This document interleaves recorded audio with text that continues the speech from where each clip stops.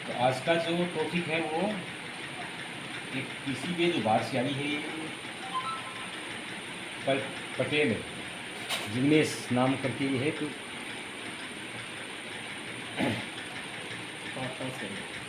पाटन से ही, गुजरात पाटन से। तो देखते हैं इसमें कौन सा वाला बोर्ड है। मैं बताया था उसको तो वो डाइकन का बता रहा था। ये डाइकन का है या कोई निकालेंगे तो पता लगेगा इसका।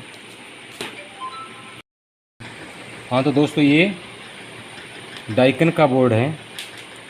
तो इनका कहना था कि आधा मिनट या 1 मिनट के आसपास कंप्रेसर चलता है, फिर बंद हो जाता है कंप्रेसर। फिर कुछ देर रुकेंगे, फिर अपने आप ही कंप्रेसर फिर स्टार्ट होता है और फिर आधा मिनट या 1 मिनट के आसपास जा कर के फिर रुक जाता है। तो दोस्तों इसमें जो प्रॉब्लम इस चीज़ की होती है वो ये एक कि ये कंप्रेसर का जाने वाला लीड है आईपीएम से, और आईपीएम के जो वोल्टेज होते हैं बूस्टिंग वोल्टेज वो इस कैपेसिटर से बनते हैं। अब इस कैपेसिटर को देखते हैं कि क्या वैल्यू है इस कैपेसिटर की। तो देखिए 450 वोल्टेज हैं इसके और 20 यूएफ का ही है। तो इसको चेक करना पड़ेगा अपने को कि इसके यूएफ कहीं डाउन तो नहीं हो गए या क्या प्रॉब्लम है। तो मैं इसको चेक करता हूँ। इधर मैं उल्टा कर लिया हूँ बोर्ड को, और ये जो दोनों पिन हैं इन पे अपने को चेक करके देखना है कि ये वैल्यू इसकी कितनी है क्या नहीं है। तो ये मेरे पास मीटर है, इसके अंदर है ये इसका कैपेसिटर मोड है। तो कैपेसिटर मोड पे लेके मैं इसको चेक करता हूँ कि ये कैपेसिटर सही है या फिर ख़राब है। तो या तो ये ऐसे दिखा देगा, नहीं दिखाएगा तो बाहर भी निकालना पड़ता है इसको बहुत बार। तो मैं यहाँ लगा के चेक करता हूँ उसको, ये बताता है क्या। देखिए अभी जो एक कैपेसिटर की वैल्यू बची है वो 9.4 यूएफ है, मतलब ये आधा से भी ज़्यादा डाउन हो गया। तो ये बूस्टिंग नहीं कर पाएगा। ये तो हर एक आदमी जानता है कि अगर कैपेसिटर आधा हो जाएगा, जैसे फैन में डालते हैं अपन, तो फैन का कैपेसिटर अगर वीक हो जाएगा तो वो स्लो चलेगा। लेकिन इसमें स्लो चलने का मैटर क्योंकि नहीं होता है, इसमें एम्पियर चलते हैं दोस्तों। एम्पियर कंप्रेसर जब चलेगा तो एम्पियर लेगा, तो एम्पियर जब लेगा तो एम्पियर ये दे नहीं पाता, बूस्टिंग कर नहीं पाता है, नहीं कर पाता है। तो फिर वो कुछ देर चल के फिर वो वापस ट्रिप मार जाएगा, फिर से थोड़ी देर बाद फिर चलेगा, फिर ट्रिप मार जाएगा। तो ऐसी गणित इसकी चलती रहती है। तो इसको अपने को अब क्या देखना है, अब इसको चेंज करना है और बाहर निकाल के मैं आपको वैल्यू भी चेक कराता हूँ। लेकिन ये कैपेसिटर दोस्तों हर जगह ये मिलता नहीं है, बहुत मुश्किल से ये हमने कहीं से 100-150 पीस मंगाए थे। तो कुछ पीस तो मैंने ये सेल आउट कर दिए, लेकिन मेरे पास कुछ पीस हैं। तो इसको दिखाता हूँ, आप कैमरे में दिखाना, देखिए एकदम सही इसकी नंबर वगैरह आ रहे हैं कि नहीं आ रहे हैं। तो ये वाला कैपेसिटर दोस्तों, तो ये कैपेसिटर अपने को इसमें इंस्टॉल करना पड़ेगा। तो मैं अभी इसको निकालता हूँ फिर दिखाता हूँ आप। हाँ तो दोस्तों मैं ये कैपेसिटर निकाल लिया हूँ बाहर, और इसकी वैल्यू अब चेक करते हैं। वहाँ कुछ क्या बता रहा था, वो यहाँ क्या बता रहा है।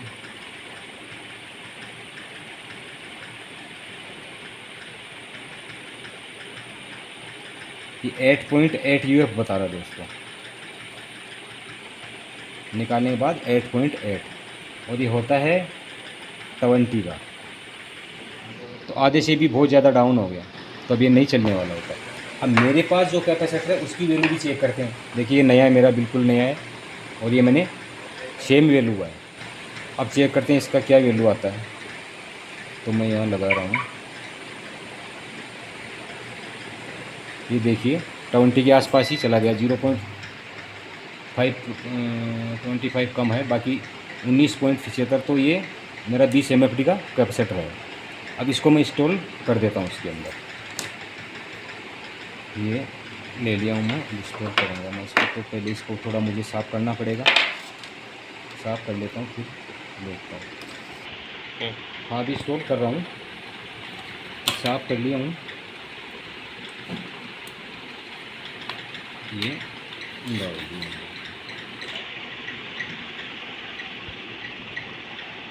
अभी मैं इसकी पिनों को कट कर देता हूँ, ये ज़्यादा बड़ी रहेगी।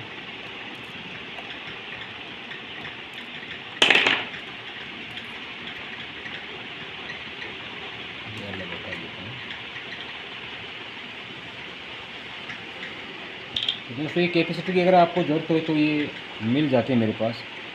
अगर किसी मैकेनिक को कोई नहीं मिल रहा हो तो बढ़िया बात है, नहीं मिल रहा हो तो मिल जाते हैं मेरे पास। ये ट्राई मार लें। अभी देखते इसको मैं सोल्ड कर रहा हूँ।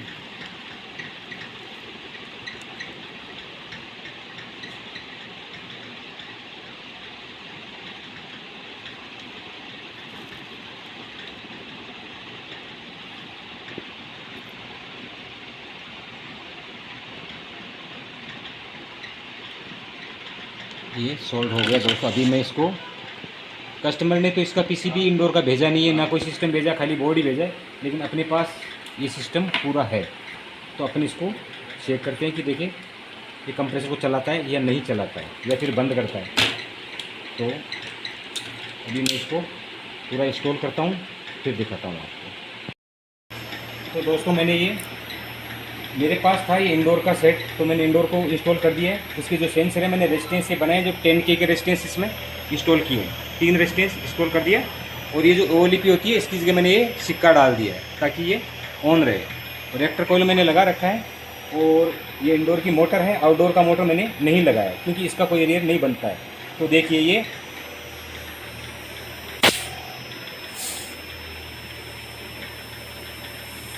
अब ये बोर्ड कोई बंद नहीं हो रहा है, फर्स्ट क्लास कंडीशन में ये चल रहा है। लेकिन दोस्तों मैं इसको इससे ज़्यादा देर नहीं चला सकता क्योंकि ये IPM जो होता है ये ओपन है, हीट सिंक लगी नहीं है, तो ये गर्म बहुत होएगा ये। तो इसलिए मेरा कोई नुकसान नहीं हो जाए, इसलिए मुझे अब हटाना पड़ेगा इसको यहाँ से। बाकी ये स्पीड में भी आ गया है, फुल वर्किंग कर रहा है, ये फुल वर्किंग कर रहा है, कोई प्रॉब्लम इसमें नहीं दिखा रहा है। कंप्लीट हो गया। ये जो है भाई ये मेरे स्टूडेंट्स हैं, ये 2-4 जो बंदे बैठे दिख रहे हैं आपको, ये स्टूडेंट्स हैं, ये सीखने के लिए आए हैं। तो इनके सामने ये प्रैक्टिकल किया गया। आप देखिए स्पीड इसका और बहुत ज़्यादा बढ़ गया, बाकी बंद नहीं हो रहा है। ये पार्टी का ये कहना था कि बंद हो रहा, बंद नहीं हो रहा, लेकिन अब बंद हो सकता है क्योंकि ये ओवरहीट हो गया है, IPM बहुत ज़्यादा गर्म हो गया है। तो मैं इसको बंद करता हूँ और अगले वीडियो में फिर मिलेंगे। जय हिंद, जय भारत, धन्यवाद।